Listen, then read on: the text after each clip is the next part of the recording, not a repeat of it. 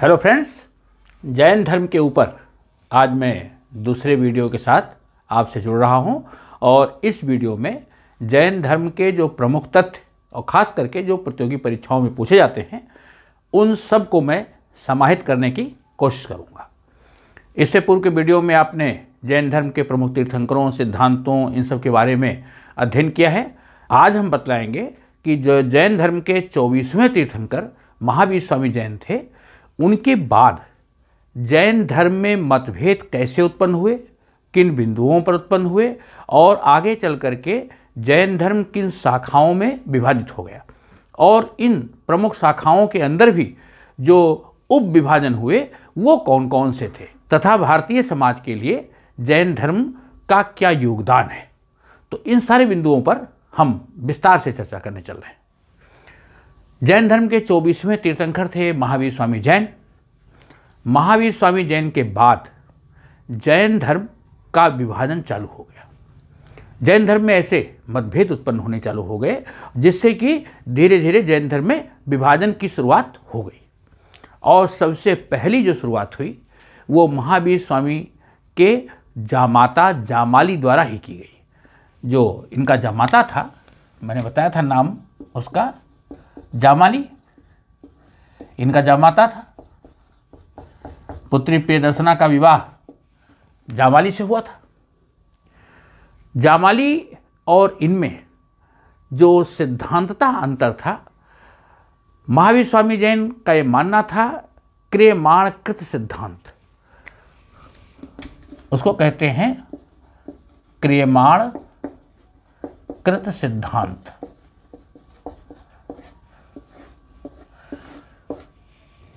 क्रियमाणकृत सिद्धांत ये है कि किसी कार्य को प्रारंभ करते ही उसको पूरा मान लिया जाए। किसी काम को हमने स्टार्ट किया तो उसको पूरा मान लेना, ये क्रियमाणकृत सिद्धांत है। लेकिन जामाली का कहना था ऐसा नहीं है। जामाली कहते थे काम को प्रारंभ करना उसकी पूर्णता नहीं है, जब तक कार्य पूरा ना हो जाए तब तक उसको पूरा नहीं मान सकते। उसे कहते हैं बहुरतवाद। तो जामाली बहुरतवाद के समर्थक थे। वो मानते थे कि जब तक कार्य की पूर्णता ना हो जाए उसको पूरा नहीं मान सकते। इस बात को लेकर के महावीर स्वामी के ज्ञान प्राप्ति के 12वें वर्ष ये मतभेद उत्पन्न हो गया। तो कब उत्पन्न हुआ? 12वें वर्ष। महावीर स्वामी को जब ज्ञान प्राप्त हुई, उस ज्ञान प्राप्त के 12वें वर्ष। याद रहे, महावीर स्वामी ने अपना प्रथम शिष्य किसको बनाया था? जामाली को बनाया था।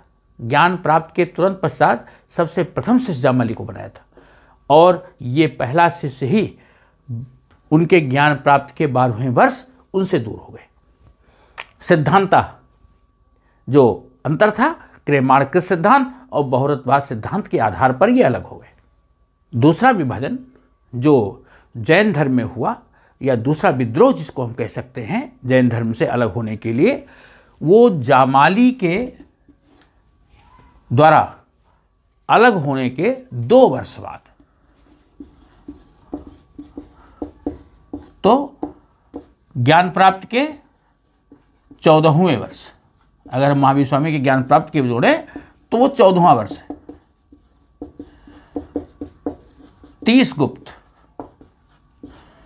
30 गुप्त नाम के आचार्य के द्वारा वो दूसरा विद्रोह किया गया। तो पहला ज्ञान प्राप्त के 12वें वर्ष जामाली द्वारा, और जामाली के विद्रोह के बाद 2 वर्ष बाद ही 30 गुप्त द्वारा जैन धर्म में विभाजन को लेकर के विद्रोह कर दिया गया और 30 गुप्त अपने शिष्यों के साथ जैन धर्म से अलग हो गए। तो ये 2 मेजर विभाजन महावीर स्वामी जैन के समय में ही चालू हो गए। महावीर स्वामी जैन ने अपने जीवन काल में ही 11 अनुयायियों के एक जैन संघ की स्थापना की थी और जो 11 अनुयायी थे ये गणधर कहलाते थे। तो ऐसे कुल 11 गणधर थे और इनमें से प्रत्येक गणधर किसी न किसी विभाग का अध्यक्ष होता था। तो ये सब अलग अलग विभागों के अध्यक्ष भी बनाए गए थे। इस तथ्य का उल्लेख भद्रबाहु द्वारा जो रचित कल्पसूत्र है, जिसकी रचना भद्रबाहु ने की, संस्कृत में लिखी गई है पुस्तक, उसमें मिलता है। इसी तरह आवश्यक चूर्ण और आवश्यक निर्मुक्त, ये 2 ग्रंथ हैं, उनमें भी इस बात का उल्लेख प्राप्त होता है। तो ये रेफरेंस कहाँ से मिलता है? कल्पसूत्र, जो संस्कृत में लिखी गई है और भद्रबाहु के द्वारा लिखी गई है, उसमें उल्लेख मिलता है कि ऐसे 11 गणधर थे और इनमें से प्रत्येक किसी न किसी अपने विभाग का अध्यक्ष था। इसके अतिरिक्त 2 पुस्तकें और हैं, आवश्यक निर्मुक्ति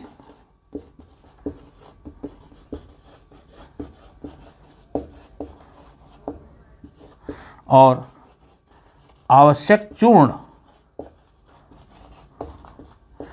ये 2 पुस्तकें। महावीर स्वामी के देहावसान के बाद जब उनका स्वर्गवास हो गया, तो जैन धर्म के जो जैन संघ के आचार्य थे, जो उसके अध्यक्ष बने, वो बने सबसे पहले सुधर्मन।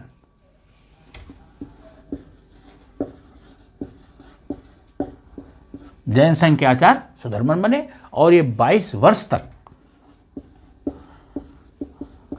जैन संघ के आचार्य या मुख्य अध्यक्ष के रूप में रहे।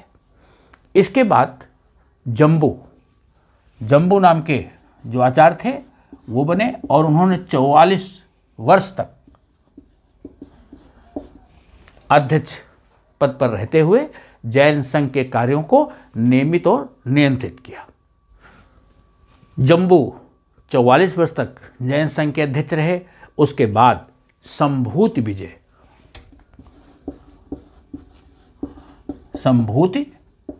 विजय जैन संघ के अध्यक्ष रहे और इसके पश्चात नंद वंश के अंतिम दिनों में 2 प्रमुख आचार्य जैन संघ के अध्यक्ष हुए, स्थूलभद्र और भद्रबाहु।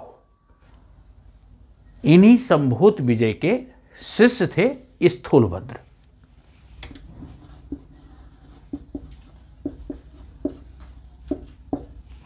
आगे चल करके नंद वंश के समय में स्थूलभद्र आचार्य हुए और जैन संघ के दूसरे आचार्य फिर बनाए गए भद्रबाहु।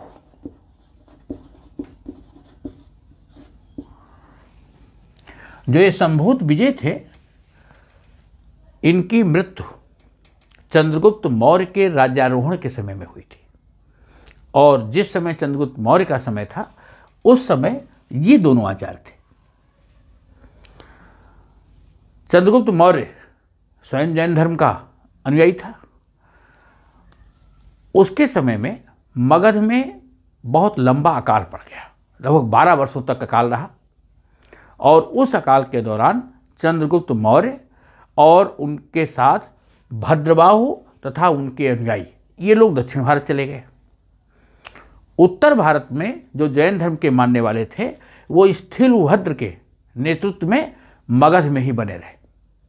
अकाल चूंकि लंबा था, चंद्रगुप्त मौर्य भद्रबाहु के साथ दक्षिण भारत श्रवणबेलगोला चले गए और उन्होंने अपने प्राण भी संलेखना विधि के द्वारा श्रवणबेलगोला में ही त्यागे। स्थूलभद्र अपने शिष्यों के साथ मगध में थे। जब 12 वर्ष का अकाल समाप्त हुआ, भद्रबाहु वापस आए, तो स्थूलभद्र और भद्रबाहु इन दोनों में जैन धर्म के सिद्धांतों को लेकर के आपस में जो मत था वो भिन्न भिन्न हो गया। इन दोनों आचार्यों के जो समर्थक थे, इन समर्थकों के बीच गिरनार में एक बड़ा शास्त्रार्थ आयोजित किया गया। बाद में जब जैन धर्म की प्रथम संगीत या जैन धर्म की प्रथम सभा जो 4वीं सदी BCE में पाटलिपुत्र में आयोजित की गई, वहाँ जैन धर्म 2 भागों में बंट गया। तो भद्रबाहु और स्थूलभद्र दोनों के बीच जो मत वैभिन्न था वो स्पष्ट उजागर हो गया और वो विभाजन के रूप में सामने आया। कब? 4वीं सदी BCE पाटलिपुत्र में प्रथम जैन संगीत या इसको जैन सभा कहते हैं, ये आयोजित की गई थी।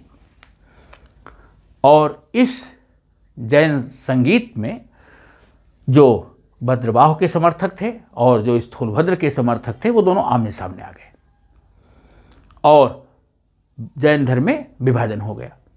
हुआ यूँ कि जो पाटलिपुत्र में जैन सभा हो रही थी, इसके अध्यक्ष स्थूलभद्र थे। अध्यक्ष थे इसके स्थूलभद्र। जो भद्रबाहु थे, ये और इनके अनुयायियों ने इस सभा में भाग ही नहीं लिया। और यही वो सभा थी जहां जैन धर्म के जो धार्मिक ग्रंथ थे, 12 अंग, उनका संकलन किया गया। 12 जो अंग हैं, जो जैन धर्म के ग्रंथ हैं, इन 12 अंगों का संकलन इसी जैन सभा में किया गया। इसी जैन सभा से जैन धर्म 2 भागों में बट गया, जिसको हम श्वेतांबर और दिगंबर के नाम से जानते हैं।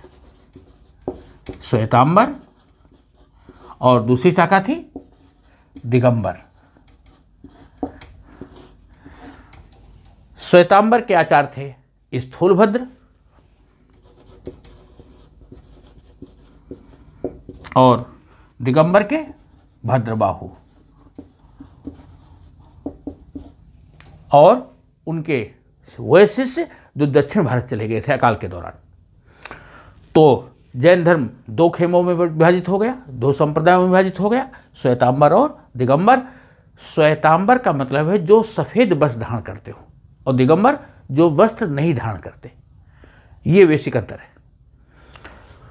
तो श्वेतांबर और दिगंबर में एक तो ये अंतर, श्वेत वस्त्र धारण करना या वस्त्र न धारण करना। इसके अतिरिक्त और भी कई अंतर हैं। अगर क्वेश्चन पूछा जाए कि श्वेतांबर और दिगंबर में क्या सिद्धांतता अंतर है, अब आइए देख लेते हैं कि श्वेतांबर और दिगंबर में मूल रूप से क्या क्या अंतर है। जो श्वेतांबर संप्रदाय के ऐसे संत होते हैं, आचार्य होते हैं, उनको यति, आचार्य या साधु कहा जाता है। और वहीं जो दिगंबर संप्रदाय के लोग हैं, ऐसे आचार्य, उनको झुल्लक, एल्लक,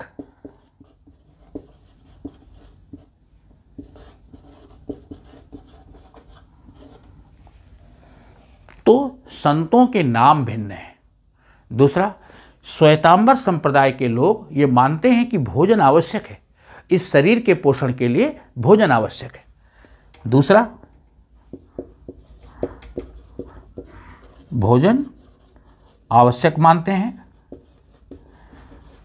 जबकि दिगंबर जो संप्रदाय के लोग हैं, उनका कहना है कि ज्ञान प्राप्त के बाद भोजन आवश्यक नहीं है। ये भोजन को आवश्यक नहीं मानते।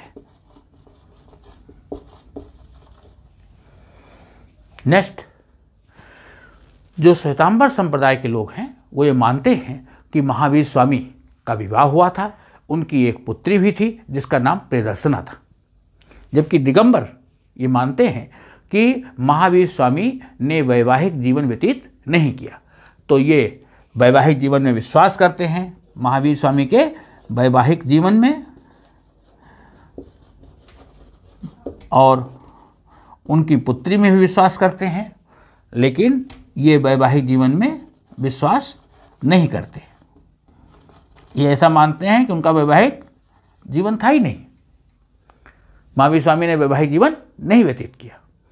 इसी तरह जो श्वेतांबर संप्रदाय के लोग हैं, उनका ये मानना है कि 19वें तीर्थंकर मल्लीनाथ स्त्री थी। वो ये मानते हैं कि 19वें तीर्थंकर मल्लीनाथ को स्त्री मानते हैं, जबकि दिगंबर उनको पुरुष मानते हैं। दिगंबर मल्लीनाथ को 19वें तीर्थंकर के रूप में मानते हैं और उनको पुरुष के रूप में मानते हैं। तो ये मुख्य अंतर है। श्वेतांबर और दिगंबर में ये मुख्य अंतर है। अच्छा, श्वेतांबर संप्रदाय पहला जैन धर्म का संप्रदाय था जिसमें मूर्ति पूजा चालू हुई। तो श्वेतांबर मूर्ति पूजक हैं।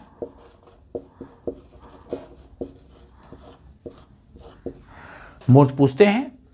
पहली बार मूर्ति पूजा श्वेतांबरों में हुई।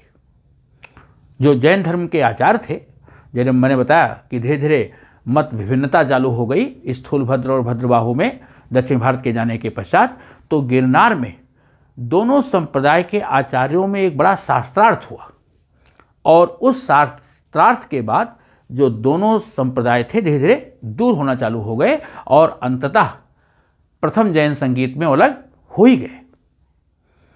ओके, अब देखिए जो जैन धर्म के दोनों संप्रदाय हैं, दोनों मूर्ति पूजते हैं, लेकिन मूर्ति पूजना की शुरुआत सबसे पहले श्वेतांबर में हुई।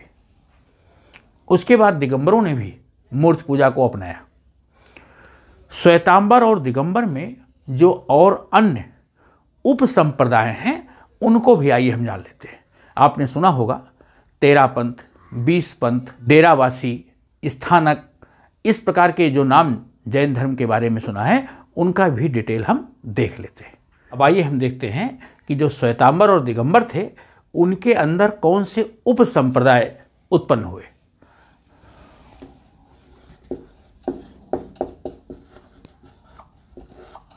श्वेतांबर और दिगंबर।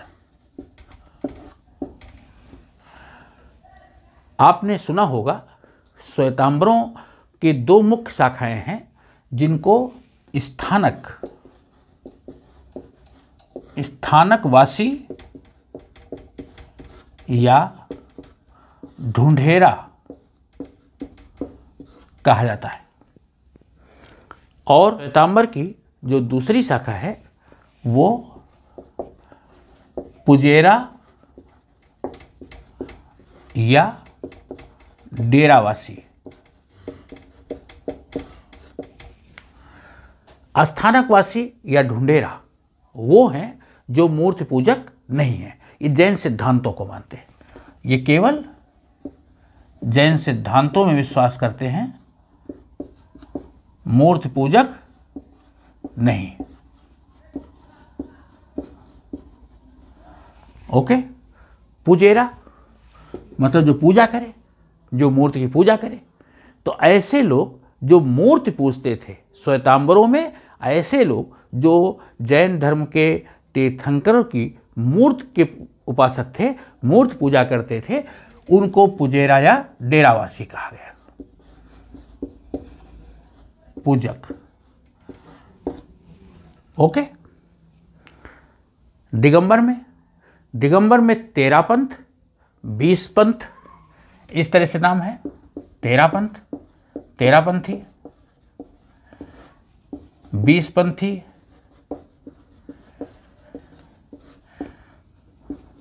तारण पंथी या इनको समैया पंथी, 4 में तोता पंथी या इनको गुमान पंथी भी कहते हैं। ये कुछ 4-5 मुख्य उप संप्रदाय हैं। तो 13 पंथी ऐसे हैं जो केवल जैन तीर्थंकरों की मूर्तियों को पूजते हैं। ये लोग मूर्ति पूजक हैं,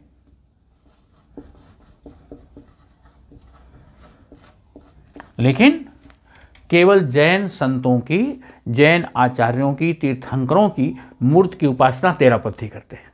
और 20 पंथी ये जैन आचार्यों की मूर्ति के साथ साथ क्षेत्रपाल की भी मूर्तियां मंदिर में रखते हैं।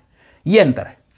ये लोग क्षेत्रपाल की मूर्तियां भी मंदिर में रखते हैं, उसकी उपासना करते हैं। तारण पंथी, समैया पंथी या तोता पंथी, गुमान पंथी, ये वो लोग हैं जो मूर्ति पूजक नहीं हैं, मूर्ति पूजक नहीं है। तो जैन धर्म की ये शाखाएं और उसकी प्रशाखाएं, जैन धर्म के 2 मुख्य संप्रदाय, और इन दोनों संप्रदायों में श्वेतांबर में आपने देखा स्थानकवासी या ढूंढेरा, जो कि जैन सिद्धांतों को ही मानते हैं, मूर्त पूजा नहीं करते। पुजेरा और डेरावासी जो कि मूर्त पूजा करते हैं। इसी तरह दिगंबर में 13पंथी, 20पंथी, तारणपंथी या समैयापंथी उनको कहते हैं, तोतापंथी या गुमानपंथी के नाम से जानते हैं। तो पहले दो मूर्त पूजक हैं। 13पंथी केवल जैन आचार्यों की पूजा करते हैं, 20पंथी क्षेत्रपालों की भी पूजा करते हैं साथ साथ में, और ये लोग मूर्त पूजा करते ही नहीं। तो ये बेसिक डिफरेंस है। अलग अलग संप्रदायों के अंतर को आपने अच्छे से देख लिया। अब हम ये देख लेते हैं कि जो जैन धर्म की जो सभाएं हुई वो कितनी हुई और कहाँ हुई, और उन सभाओं में क्या विशेष बात हुई। प्रथम जैन सभा या जिसको जैन संगीत कहते हैं वो कहाँ हुई? 4वीं सदी BCE में। अभी मैंने बताया था पाटलिपुत्र में हुई थी, और इस सभा के आचार्य थे स्थूलभद्र, और यहाँ पर 12 अंग इनका संकलन हुआ। और जो ये जैन धर्म के ग्रंथ लिखे गए ये अर्धमागधी और अपभ्रंश में लिखे गए। अर्धमागधी और अपभ्रंश इनमें लिखे गए। दूसरी जैन संगीत वो कहाँ हुई? तृतीय जैन सभा।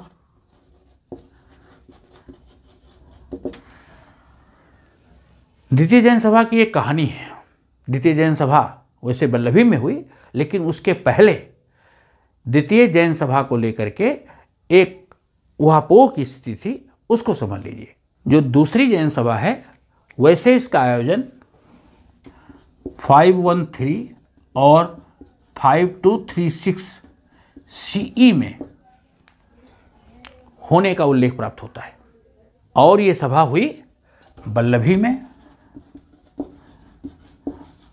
इसके आचार्य थे देवर्ध श्रमण, या इनको क्षमा श्रमण के नाम से जानते हैं।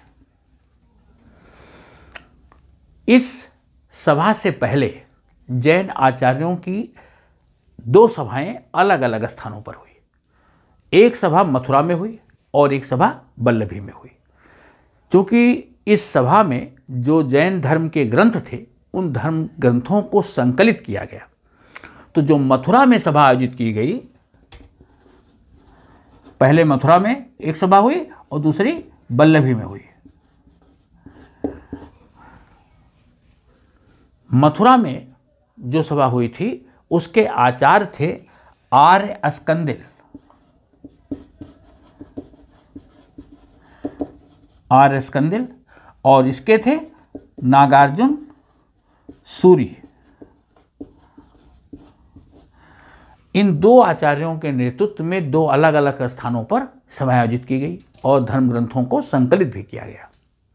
लेकिन उन धर्म ग्रंथों के संकलन को लेकर के जो जैन संत थे उन आचार्यों के बीच मतभेद था। उस मतभेद को दूर करने के लिए अंत में वल्लभी में दूसरी जो जैन धर्म की महासभा थी उसको आयोजित किया गया, और ये दूसरी जैन संगीत या दूसरी महासभा देवर्ध शर्मण के नेतृत्व में हुई, जहां जैन धर्म के जो ग्रंथ हैं उनको अंतिम रूप दिया गया। और पहले वाली सभा में 12 अंग बने थे। 12 अंग के साथ साथ 12 अंग, 12 उपांग, 10 प्रकीर्ण, 6 छेद सूत्र, 4 मूल सूत्र और अनुयोग सूत्र, इनको संकलित किया गया। तो ये जैन धर्म के ग्रंथ हैं। इन ग्रंथों का संकलन दूसरी जैन सभा में आयोजित किया गया और दूसरी जैन सभा में इनको अंतिम रूप दिया गया, जो कि 6ठी सदी ईस्वी यह सीई में हुई। ओके। जैन धर्म के कुछ और भी ग्रंथ लिखे गए। आचारांग सूत्र, आचारांग सूत्र पुस्तक है जिसमें जैन भिक्षुओं के द्वारा आचरण किए जाने वाले नियमों का संग्रह है। जो जैन भिक्षु थे, जैन भिक्षुओं के आचरण संबंधी नियम, इन नियमों का संकलन आचारांग सूत्र में है। एक और पुस्तक है भगवती सूत्र, कल्प सूत्र। भगवती सूत्र में जैन आचार्यों की जीवनियाँ हैं, महावीर स्वामी सहित और दूसरे जो जैन तीर्थंकर हुए हैं उनकी जीवनियाँ हैं। जैन धर्म के सिद्धांतों का वर्णन है भगवती सूत्र में। भगवती सूत्र में ही स्वर्ग और नरक का भी वर्णन है। तो जैन धर्म की ये दूसरी पुस्तक भगवती सूत्र, जिसमें जैन आचार्यों की जीवनी सहित स्वर्ग, नरक और जैन धर्म के सिद्धांतों का वर्णन, साथ ही साथ भद्रबाहु द्वारा लिखित संस्कृत में जो कल्पसूत्र पुस्तक है वो भी जैन धर्म की एक प्रमुख पुस्तक है। कल्पसूत्र, जिसको कि आचार्य भद्रबाहु ने लिखा। तो ये प्रमुख पुस्तकें हैं जो द्वितीय जैन संगीत में या उसके बाद लिखी गई और संकलित की गई, जिससे जैन धर्म के बारे में हमें संपूर्ण जानकारी प्राप्त होती है। अब हम थोड़ा सा भी जान लें कि जो जैन धर्म के तीर्थंकर थे, कुल 24 तीर्थंकर हुए, ऋषभदेव से लेकर के महावीर स्वामी तक। तो इन 24 तीर्थंकरों को आपने देखा होगा अगर इनकी मूर्तियों को बारीकी से, तो उसमें कुछ चिन्ह साथ साथ दिखाए जाते हैं। तो ऐसे प्रमुख जो तीर्थंकर हुए हैं उनको किन चिन्हों से जाना जाता है? जैसे प्रथम तीर्थंकर थे ऋषभदेव।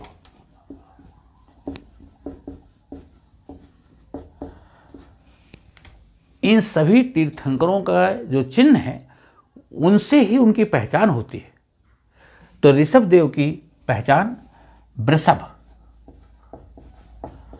इनका चिन्ह वृषभ है। इनकी मूर्तियों के साथ आप उन मूर्ति के नीचे वृषभ का चिन्ह देखेंगे। ये प्रथम तीर्थंकर है। 24वें तीर्थंकर महावीर स्वामी। महावीर स्वामी का चिन्ह क्या है? सिंह।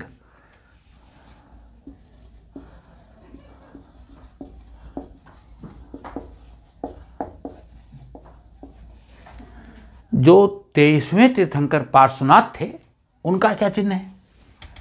पार्श्वनाथ 23वें तीर्थंकर थे, उनका सर्प फण है। उनकी मूर्तियों को आपने देखा होगा, सांप के फन के साथ दिखाया गया है।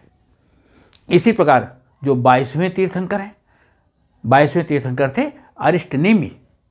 अरिष्टनेमी का चिन्ह शंख है।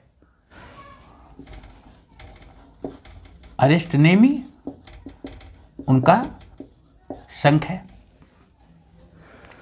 ऋषभदेव तो प्रथम तीर्थंकर थे। दूसरे तीर्थंकर थे अजितनाथ। उनका चिन्ह गज है, हाथी।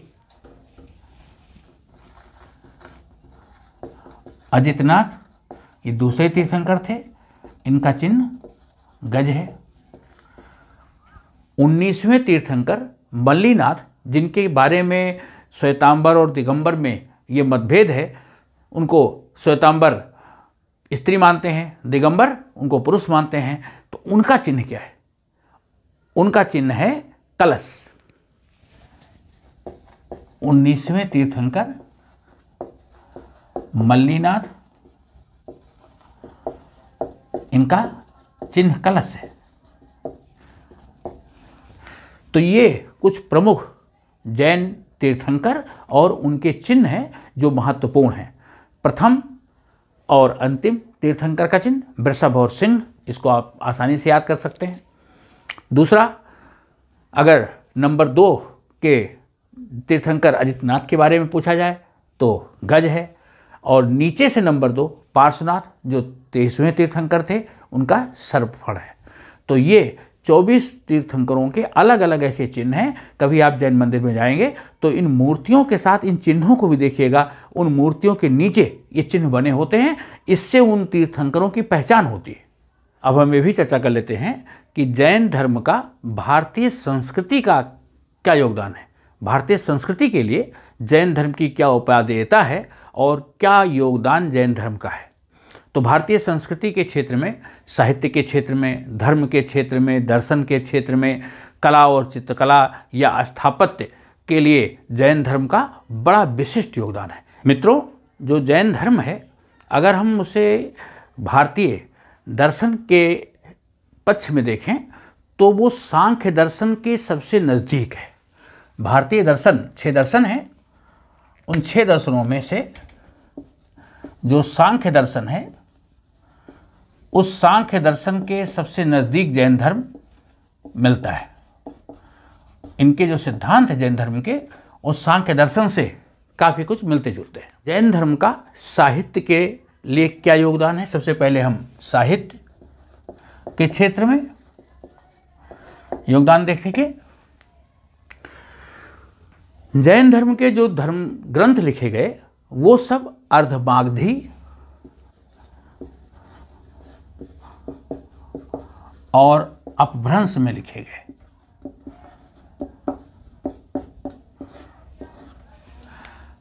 ये एक प्रकार से एक सेतु भाषा के रूप में थी, एक ऐसी भाषा थी जो 2 भाषाओं को जोड़ती थी। कौन कौन? संस्कृत और प्राकृत। यह अपभ्रंश जो थी एक सेतु भाषा के रूप में थी जो संस्कृत और प्राकृत को जोड़ने वाली है, जन सामान्य की समझ वाली अर्धमागधी भाषा थी। उस समय हिंदू धर्म के ग्रंथ तो संस्कृत में लिखे जा रहे थे, बौद्ध धर्म के जो ग्रंथ थे वो पाली में लिखे जा रहे थे, लेकिन जैन धर्म ने जो जन सामान्य द्वारा बोली जाने वाली भाषा थी अपभ्रंश और अर्धमागधी में ग्रंथों को लिखा। जब भद्रबाहु अपने शिष्यों के साथ दक्षिण भारत चले गए तो जो धर्म ग्रंथ लिखे गए वो तमिल में और संस्कृत में लिखे गए। जैसे मैंने बताया था कल्पसूत्र, ये संस्कृत का ग्रंथ है। इसी तरह हेमचंद द्वारा लिखित परिशिष्ट पर्वन, इस प्रकार के जो ग्रंथ हैं वो तमिल, संस्कृत इन भाषाओं में भी लिखे गए। तो जैन धर्म का जो साहित्य है अपभ्रंश, अर्धमागधी, तमिल, संस्कृत इन विभिन्न भाषाओं में लिखा गया, जिससे कि विभिन्न भाषाओं का साहित्य समृद्ध हुआ।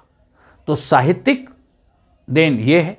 इनके उपदेश भी अर्धमागधी में थे, तो ये इनका योगदान हो गया साहित्य के क्षेत्र में। आइए जरा धर्म के क्षेत्र में क्या योगदान था। धर्म और दर्शन।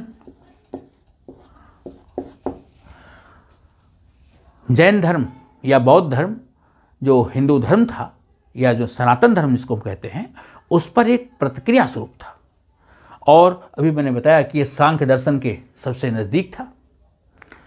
जैन जो तीर्थंकर हुए, उन तीर्थंकरों में से पार्श्वनाथ ने अहिंसा, ये जो पंच महाव्रत हैं या पंच अणुव्रत हैं, उसका एक सबसे प्रमुख अंश है अहिंसा। अहिंसा का सिद्धांत पार्श्वनाथ के द्वारा जो दिया गया, उसको महावीर स्वामी के समय सबसे ज़्यादा प्रमुखता दी गई, सबसे ज़्यादा उसका प्रचार प्रसार किया गया और जीव हत्या को पूरी तरह से रोका गया, पूरी तरह से इसकी वर्जना की गई। तो मानव और साथ साथ प्राणियों की हत्या के ऊपर, उसके प्रति हिंसा के ऊपर रोक लगाने का काम जैन धर्म ने विशेष रूप से किया। तो हिंसा पर रोक, परस्पर प्रेम और सद्भाव, उदारता, सहिष्णुता, ये जो मानवीय मूल्य थे, इनका प्रचार प्रसार। मानवीय मूल्यों,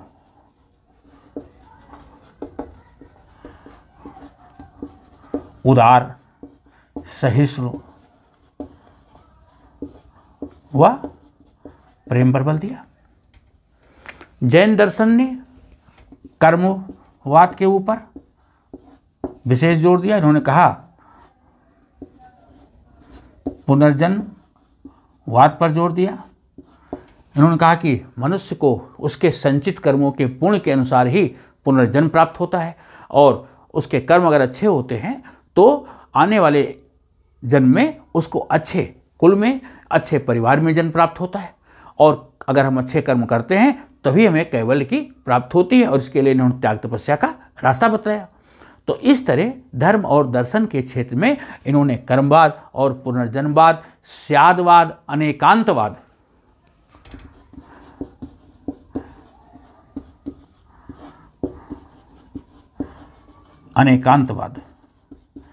इसका उपदेश दिया। स्यादवाद क्या है? स्यादवाद का कहना है कि प्रत्येक जो कथन है उसमें कुछ ना कुछ आंशिक सत्य होता है, अर्थात जो कथन है वो संपूर्ण सत्य नहीं होते, उनको विभिन्न दृष्टिकोणों से देखने की आवश्यकता होती है। अर्थात कोई भी कथन पूर्ण सत्य नहीं होता। पूर्ण सत्य की पड़ताल के लिए, पूर्ण सत्य को जानने के लिए हमें किसी कथन को विभिन्न दृष्टिकोणों से जांचने और समझने की आवश्यकता होती है। यह स्यादवाद। अनेकांतवाद, अनेकांतवाद ये है कि जो आत्मा है वो एक नहीं है, आत्मा अनेक है। उनका कहना था अनेकांतवाद, आत्माएं अनेक हैं, वो एक नहीं है। वो ये कहते हैं कि आत्माएं पदार्थ से भिन्न हैं, और जो वस्तु होती है वो पदार्थ के रूप में तो स्थायी होती है, लेकिन उसके गुण बदलते रहते हैं। तो इस तरह इन्होंने माना कि आत्मा और पदार्थ दो अलग अलग चीज़ें हैं, आत्माएं अनेक हैं। आत्मा या वस्तु पदार्थ के रूप में तो स्थायी होती है, लेकिन उसके गुण समय के अनुसार, स्थान के अनुसार बदल जाते हैं। तो ये है अनेकांतवाद। तो धर्म और दर्शन के क्षेत्र में जैन धर्म की ये प्रमुख उपादेयता भारतीय संस्कृति के लिए थी, या इनका प्रमुख योगदान इस रूप में है। अब देखिए वास्तुकला और चित्रकला के रूप में इनका क्या योगदान था। चित्रकला के रूप में देख लेते हैं।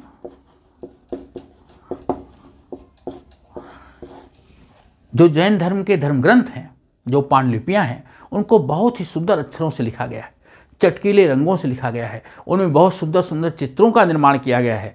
तो जो धर्म ग्रंथ है, उन धर्म ग्रंथों में ऐसे सुंदर चित्र, चटकीले रंगों का प्रयोग, चमकीले रंगों से पुस्तकें चित्रित हैं, बहुत सुंदर सुंदर चित्र उसमें चित्रांकित किए गए हैं। विभिन्न घटनाओं को, जो कहानी की विषय वस्तु को स्पष्ट करते हैं, उन चित्रों का निर्माण इन पुस्तकों में किया गया है। जो वास्तुकला है, कला के साथ साथ जो वास्तुकला है,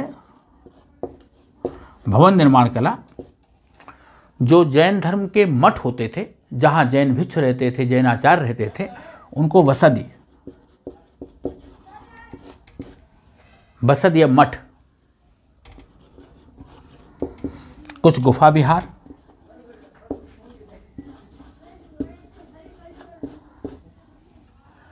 गुफा विहार के नाम से जानते थे, जो चट्टानों को काट करके बनाई गई ऐसी गुफाएं थी, जहाँ जैन साधक उन गुफा विहारों में रहते थे। तो ऐसे गुफा विहार, ऐसे मठ, प्रस्तर वेदिकाएं, तोरण द्वार, प्रस्तर वेदिका, तोरण द्वार, बहुत सुंदर सुंदर जो जैन मंदिर हैं,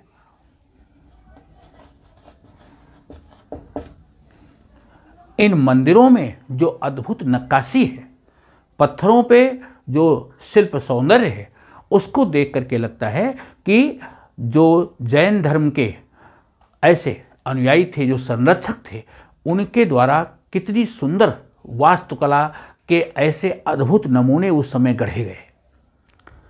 अगर हम बात करें गुफा विहारों की, हाथी गुम्फा अभिलेख को लिखवाने वाले कलिंग नरेश जो खारवेल थे, उनके द्वारा उदयगिर की पहाड़ियों में जैन संतों के रहने के लिए जो गुफा विहार का निर्माण किया गया, तो उदयगिर का गुफा विहार इसका प्रमुख उदाहरण है।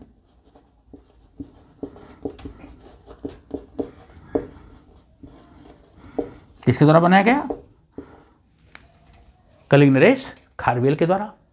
इसी तरह सोलंकी वंश के शासक भीमदेव प्रथम के मंत्री बिमल देव के द्वारा, जो जैन धर्म के अनुयायी थे, उनके द्वारा दिलवाड़ा में जो बहुत खूबसूरत मंदिरों का निर्माण किया गया, दिलवाड़ा के जैन मंदिर माउंट आबू में, जिसमें ऋषभ देव की प्रतिमा स्थापित की गई, उसकी जो अद्भुत नक्काशी है, विशिष्ट उदाहरण। जैन धर्म के मंदिरों में पत्थरों की जो नक्काशी है, जो अलंकृत स्तंभ हैं, तोरण द्वार हैं, या जो उनके गुंबद हैं, उन गुंबदों से लटकते हुए जो ऐसे अलंकृत संगमरमर के जो फानूस हैं, वो देखते ही बनते हैं। तो माउंट आबू में दिलवाड़ा के जैन मंदिर, जिनका की निर्माण सोलंकी वंश के शासक भीमदेव प्रथम के मंत्री बिमल शाह के द्वारा कराया गया। इसी तरह गंग नरेश राजमल चतुर्थ के मंत्री चंद्र प्रद्योत राय के द्वारा श्रवण बेलगोला में जो 70 फीट ऊंची वर्धमान की प्रतिमा का निर्माण किया गया, वो एक विशिष्ट प्रतिमा के रूप में स्थापित की गई। उसका अद्भुत सौंदर्य बहुत ही खूबसूरत है। श्रवण बेलगोला में ये 70 फीट ऊंची बाहुबली की प्रतिमा है, इसको चंद्र प्रद्योत राय के द्वारा स्थापित कराया गया। इसी तरह चाहे पावापुरी के मंदिर हों या चंदेल वंश के शासकों के द्वारा बनाए गए खजुराहो के जो जैन मंदिर हैं, पार्श्वनाथ के मंदिर हैं, तो इन मंदिरों को देख करके जैन धर्म के समय में जो उस समय ऐसी वास्तुकला, ऐसे मंदिर शिल्प का निर्माण किया गया, वो भारतीय संस्कृति के लिए एक अपूर्व योगदान है।